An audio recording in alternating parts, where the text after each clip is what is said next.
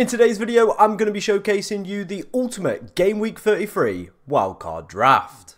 Before we dive into the team itself, it is worth noting which fixtures we should be looking to target with our Game Week 33 wildcard. Now, the wildcard that I have built in today's video is going to be centered around a wildcard in 33 and then a free hit in 34. So all the players are basically going to be targeting the other double game weeks coming up in Game Week 35 and in Game Week 37 to give you the optimal strategy if you've still got it left for a bench boost. But if not, it's going to give you plenty of doublers for the next few weeks as well. And maybe if you've still got that triple captaincy chip lying around, it is also going to be perfect for that game week as well. Obviously, the teams that we're going to be mainly focusing on are going to be Chelsea, Tottenham, Manchester City, and Newcastle United. These teams have pretty good fixtures, especially the Chelsea and the Tottenham ones. They've got two double game weeks, obviously the double in Game Week 35 that was announced last week, and of course the double in Game Week 37, which for both teams looks pretty good as well. Newcastle as well are a team we're going to wanting to be looking to target. In 35 they take on Sheffield United, Burnley in 36, a double, and then Brentford on the final day of the season. So again, another team we want to potentially be taking a look at. Manchester United as well, I think they're a really good team you should probably be focusing on. They've got Bournemouth in Game Week 33, Chelsea Game Week 35, again that game could really go either way. Then obviously they've got Burnley, Crystal Palace, a double, and then Brighton as well. So some pretty tidy fixtures in there for Manchester United. So if you are on a wild card this week and you want to take a screenshot of the fixtures coming up, maybe this will help you plan which players you need to be looking at, which players are going to be you might be bench boosting for in 37. It's all really good information. So if you do want to take a screenshot of it, just grab it. Or you can go into the link, and Ben Krellin's spreadsheet, which this is from, will be in the description of this video. Wasting no time and diving straight into the goalkeeper position, we're going to go with Petrovic as our starting goalkeeper. As you can see, we've got Onana on the bench. Both of these goalkeepers do have doubles in 37, so if you do have that bench boost chip left, this is the ideal pair in my personal opinion. Petrovic as well, he does have a double in Game Week 35, with Chelsea having that extra double game week. The only problem with him and Chelsea defensively as a whole, they're just not very good at keeping clean sheets. They've conceded against Sheffield United today, conceded 3 against Manchester United. The last home clean sheet they did manage to keep was all the way back in October as well. So it's been a long time for them since they managed to keep a clean sheet in the Premier League. You'd hope against the very poor Everton side they would be able to do that, but it wouldn't surprise me. That is the only downside of this. Yes, they've got the doubles, 2 double game weeks for Chelsea, but defensively they do leave a lot of questions to be asked. You do have Onana if you wanted to play him. Again, Manchester United defensively aren't the best, conceding a lot of shots in the Premier League so far this season, but Onana is a very good shot stopper and does pick up the odd kind of save point, then leading into potentially bonus points as well if Manchester United do keep a clean sheet. But these guys are going to be in here just purely down for that bench boost in 37. 2 high quality playing goalkeepers who have the capability to go and make some saves and hopefully get a clean sheet in that double game week. But for the few weeks as well that we do have them, they'll be all right, hopefully. Moving into the back line, we're going to start off with Gabriel. Now, Villa at home in 33 is a very difficult task, but Arsenal are the best defence in the league. 14 clean sheets for them so far this season.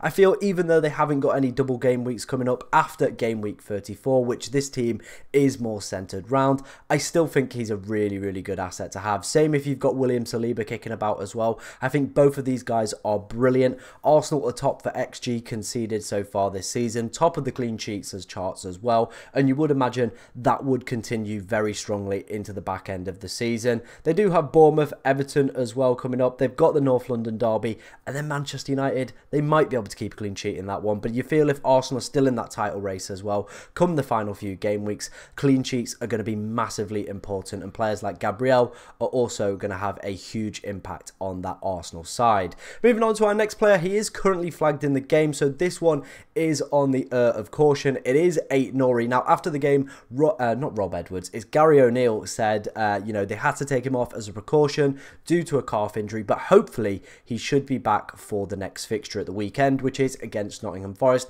Now, if that's the case, he is an absolute must-have for me personally. Yes, Wolves don't have a double in 37, but they've still got a good fixture then. They do have Crystal Palace, so if you are bench boosting, still a really, really good fixture. The thing with him as well is he's not playing in defence. He is playing up there with the attacking line. So we're getting a defender massively playing out of position, getting plenty of opportunities in terms of attacking returns, and if Wolves can manage to keep a clean sheet in some of these games as well, ooh, we are on for some mega scores with Ait-Nouri. But like I said, do just wait till the press conferences come out before you potentially go and bring him in. Like I said, just make sure that he is fully fit and available and gets a kind of a clean bill of health from Gary O'Neill before bringing him into your wild card. Moving on to our next defender, it's going to be a man who picked up 2 assists in game week 32. It is going to be Serge Reguilon. Again, Brentford, no double game weeks, but some pretty tasty fixtures coming up for them. Sheffield United, Luton, Everton, Fulham,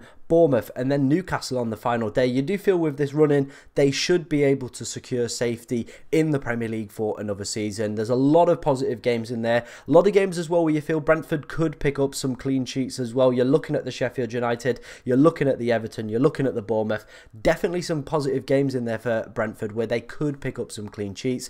And with Reguilon as well, you do have that potential of him getting an attack in return. Ethan Pinnock is also coming back from injury. He will be a mega boost to that Brentford back line, an absolute stalwart, and you feel when he's there, I feel clean sheets are a little bit more nailed for the remainder of the season. Right, let's move on to the midfield. We're going to start off with Anthony Gordon, a player I personally brought into my team this game week. Now, Tottenham is not the greatest fixture in 33, but defensively, they do leave a lot of questions to be asked, so you feel like Anthony Gordon, with his positive home record as well, could do absolute bits against this Tottenham side. Also, a very good top 6 record as Anthony Gordon, so again, all the positives kind of leading towards just playing him against Tottenham. It is a red on the old ticker, but just fuck that, go for it, have a little bit of fun. Then after that, some really, really good fixtures coming up for Newcastle. Obviously, with this wild card in mind, you probably are going to be playing the free hit in 34, so Palace for them there. But then it's Sheffield United, Burnley, Brighton, and Brentford in 37 as well. It is a double game week for Newcastle United. That's why, you know, we're going to see some potentially loading. We've already got the double Newcastle if you take a look at the bench. Fabian Schär on there, Anthony Gordon as well. I thought he was absolutely terrific against Fulham. He was very, very unfortunate not to come away with at least an attacking return. Did have one disallowed as well for Newcastle's, I think, first or second goal. It was the Fabian Schär one. Gordon got the assist. It was disallowed, unfortunately, but he looked exceptional. The game before his suspension as well, he did pick up 3 assists, so I definitely think he is a player I would be strongly considering on a 33 wildcard. Moving on to a man I feel you have to have on your 33 wildcard. It is going to be Cole Palmer. Now, obviously, Everton at home, really good fixture. We're not worried about game week 34 because we're going to be wildcarding. Then you get 2 double game weeks with the Chelsea lads, like we spoke about with Petrovic. And what we saw from him in midweek was absolutely phenomenal. A hat-trick from him, a penalty taker as well. He is not a 6 million asset. He realistically is an 8, 9, even potentially 10 million asset to go for. So for me, I think he's got to be absolutely locked and loaded with the double game weeks coming up as a player you need to have on your 33 wildcard. Moving on to another player, again, if you are free hitting in 34 and wildcarding this week, again, another player I feel is an absolute essential. It is going to be Son. Now, the Spurs game is currently taking place, so he might get injured or might, you know, come off or whatever happens. Just maybe if he does, with the side of caution. But Newcastle in game week 33, not the greatest of fixtures for Spurs, but after that, it's where it gets tasty. Obviously, we've got the double in 35 and the double in 37. They finished the season as well with Sheffield United away. If they're still in that top 4 race as well, that game could be absolutely incredible. You know, what could Son do in that game? Who knows? But some really good stuff. With 2 double game weeks coming up, very similar to Palmer, I do feel he is a player you must have on the wildcard. Moving on to kind of a knee-jerky one. Now, originally I was thinking about Phil Foden, but we've gone with KDB. We've gone with the man who obviously kind of dominated the headlines on Saturday with his brace against Crystal Palace. Luton up for them next. Now, they do have Champions League football in the week, so we might see some pep roulette, some classic rotation, as we did at the weekend with Foden. So it's going to be extremely difficult to pick which one of the midfielders to go for Manchester City. I feel KDB and Foden both have the potential to absolutely slap over the next few weeks. It is all dependent on what happens with City's kind of, you know, run in the Premier League. Maybe if they start to drop back a little bit, they might just solely focus on those Champions League 2 semi-finals. But they are going to have a double in game week 37 and some pretty good fixtures as well. The Luton 33 one, Nottingham Forest in 35, Wolves in 36, the double in 37, and West Ham United as well. Definitely a strong run-in. You do feel with them being in the title race as well. Players like KDB and Foden, it is their time to shine. Foden with 20 goals so far this season. So I think at the moment, I'm slightly leaning more towards Phil Foden, but we've gone with KDB in this wildcard draft. I think both are excellent picks. It's just getting on the right side of pep roulette, especially for that double game week in 37.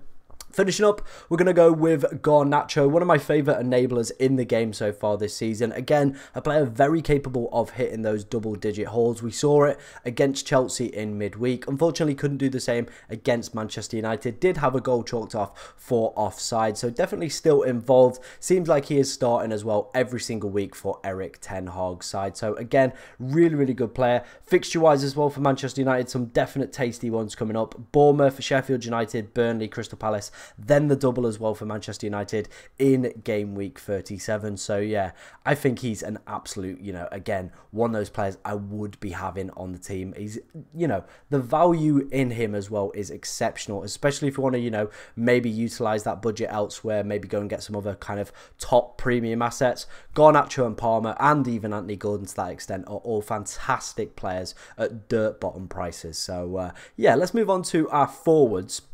Now we're going to start off with Erling Haaland. A goal for him at the weekend against Crystal Palace. Very similar with KDB. The situation with Champions League and potential rotation does haunt the both of them. But with the strong fixtures coming up and the double in 37, where Haaland probably will be your captain. And if you've not triple captain at that point, he potentially could offer himself up as a potential triple captain player there, which, you know, could happen. Probably going to be one of the most captain players as well going into this weekend with Luton at home. It does feel like that is a fixture where Haaland probably should be getting the armband, especially if we get leaks that he is going to be playing. A lot of good, reliable City team leaks as well, so we should find out on that information. Now moving on to our final striker, and it is going to be Alexander Isak. We spoke about it with Anthony Gordon. The fixtures are absolutely stupendous, and since recovering from his injury, I think it's 5 goals in his past 6 games, which is ridiculous, on penalties as well, which you know I absolutely love and adore as an asset. So with the double coming up and strong fixtures,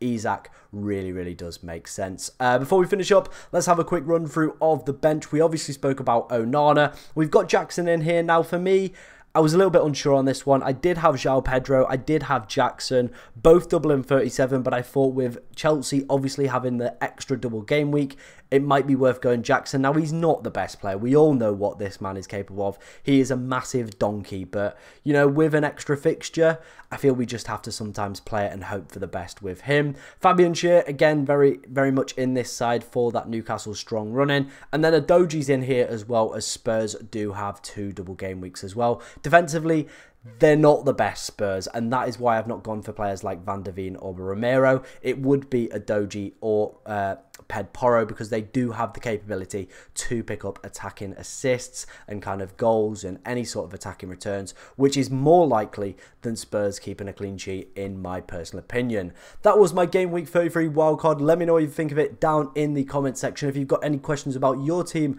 get them in the comments as well. But thank you very much for watching today, ladies and gentlemen, and good luck this game week.